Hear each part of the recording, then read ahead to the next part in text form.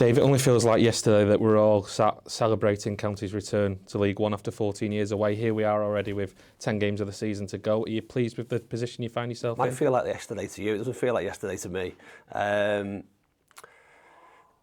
No, yeah, obviously really pleased with where we are. We have reviews where we go through things in sort of incremental blocks, and it's an opportunity to, I suppose, reflect as a staff and understand the bits that we've done well, the bits that we think we can do better, and be honest about that so we can improve. But I think if we'd have been offered the place that we're sat now with 10 games to go, would we have taken it? Absolutely. It always becomes a case of opportunity knocks, or when opportunities come around, you have to try and embrace them and go and grab them. So hopefully that will what we'll be trying to do.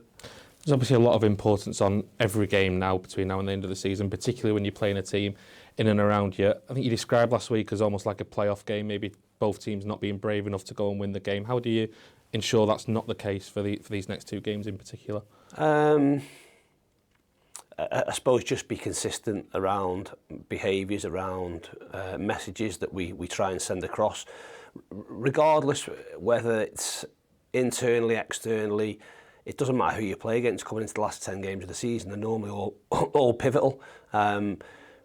Outside, people put extra emphasis on the fact that if you do play against teams in and around you, then you can have almost like a double impact. But for me, that doesn't mean a great deal. I suppose we have to use previous experiences within our group. We've got an awful lot that have been in this situation before and been in playoff campaigns and been up the top of tables and won promotions and all that bit. So you use all them experiences if you can, but ultimately you need to go and play the games and play what the games look like on an individual basis. I'm still of a thought process which probably surprises me more than anybody, of not wanting to get into a excuse me, a sort of just do what it takes to win, and the wins are just the sole focus of everything, because I feel that with 10 games to go and with potentially games after that, after those 10 games, that if you put all them together, we'll win some games by adapting and doing what it takes and win tight games. I think for us as a team over the course of a period like that we need to focus on performance in order to give ourselves the best chance of winning more games.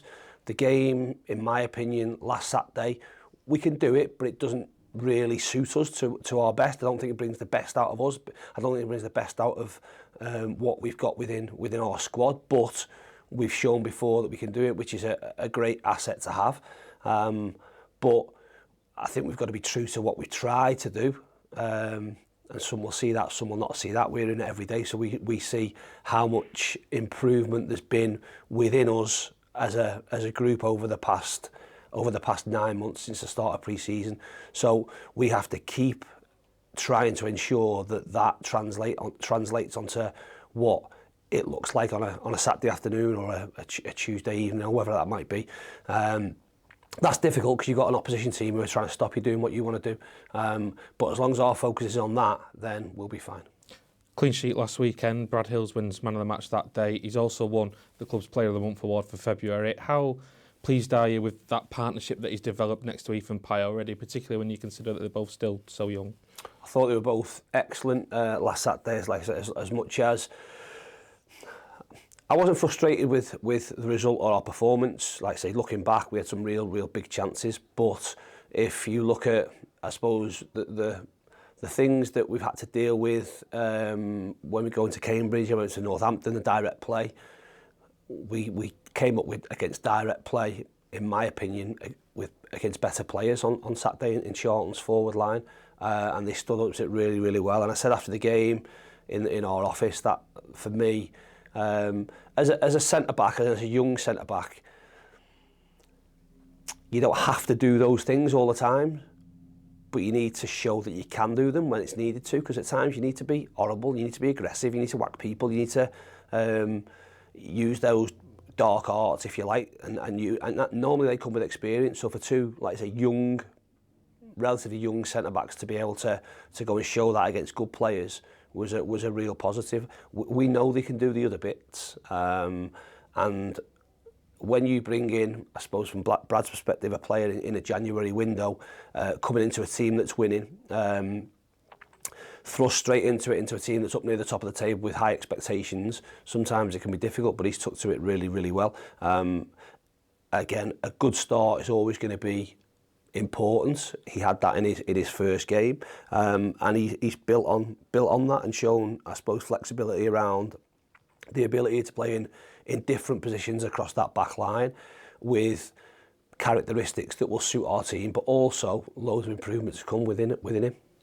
On the subject of centre halves, great to see Fraser back in training this week, Nick Powell as well. How close are those two to being available for selection now? Yeah, not ridiculously close. Sometimes pitches can be deceiving. Fraser and Powell are joining the I suppose the pre-warm-up and the warm-up with the players, but they haven't been involved in the whole sessions. They then go away and do their individual stuff. So their on-pitch stuff is being ramped up day by day. You would hope with, certainly from Fraser's perspective, there'll be some involvement in training next week and potentially Powley. We've still then got to get them up to speed around what full contact training looks like and how long that is needed in order to get them up to be able to have an involvement in a game. It's probably more difficult, of those two, more difficult in Fraser's position, even though that loading wise he probably does less over the course of a game. It's difficult when you're, I suppose, a centre half to build up minutes progressively, to have 20 minutes here and then have 30 minutes and you don't get a chance to do that really as a centre back. You thrust straight back into it. It's not really from my perspective, a management perspective, you don't want to be going on knowing you've got to change your centre half after 45 minutes to build his minutes up. So we've got to be, I suppose, a little bit creative around how we do that. We've got some games lined up. We've played a game this week for players that needed it, and again that'll be the case over the remainder of the season. I think the aim with both of them will be to make sure that when they do come back, that they're back for the it'll still be short term because it'll be the remainder of the season, but they're back for a period of time that allows them to have an impact. And in terms of Jay Mingy, you spoke to the press about the fitness programme he's currently on. Is the aim there still for him to be involved this season? Yeah, if things progress as they do. So as I said, we played a game here against Man City on Wednesday, in which lads that needed minutes got minutes. Jay not being one of them, but we play another game next week. I think next Tuesday or next Wednesday. I think we're playing Hull, which again at the moment he's penciled in for minutes there. So it will be a progressive one with all of them. All of them at slightly different stages, and it would be great for us to be able to, I suppose, arrange these games and chuck them straight in and get them back involved as quickly as possible. But yeah, these are the times when, as much as it's very easy to want to become aggressive and knee-jerk and get them involved, that you need a little bit of patience, because when they are back and when they are involved, we want it to be, like I say, for the last bit of the season, not just a couple of games where we can have an impact. Let's move on to Saturday then. I mean, this game will always invoke memories of your first game in charge, of course, going to Bolton, 5,000 away fans and getting a draw there. 2 divisions below them back then, 190 odd games on to be going into Saturday above them in the league table. Is testament to the progress you've made in that time? Yeah, we've moved forward really, really well. That was a bit of a, I suppose, a baptism of fire when you look back 3 years ago. Everybody maybe saw that game as a bit of a free hit, going to Bolton in a FA Cup tie and, like I say, 2 divisions below. I don't see or believe many games are free hits, especially when it's not your first game managing a club that you come back to. The last thing you want to do is get a spanking. So it was like I say, a good performance, and I think instilled some hope, and got some more belief back straight away, having only been in the building for a few days. I suppose memories will always go back to the replay and what that looked like, because that game had everything, and it really was the one that catapulted us into a team that had real belief that we could go on an amazing run and get out of the National League, which we did. I don't think anyone envisaged it would be in the manner that it was, but that was brilliant. And then, obviously, a division apart, Bolton have had I want to say a brilliant sort of 3 years. They've been really, really good in terms of their squad and where they've got to, and have shown the fine margins of football. They've got to the brink and got involved in them playoffs, and probably with the squad that they've had, are probably a little bit disappointed that they haven't been able to make that jump, but it shows how difficult it is to make that jump from League One to the Championship. And yeah, there's been a change this year in terms of Ian moving on and Stephen coming in, but it doesn't take away from the fact they've got a really, really strong squad, and going to their ground will be a tough place to go in order to try and get a result, but it's a brilliant game to play in.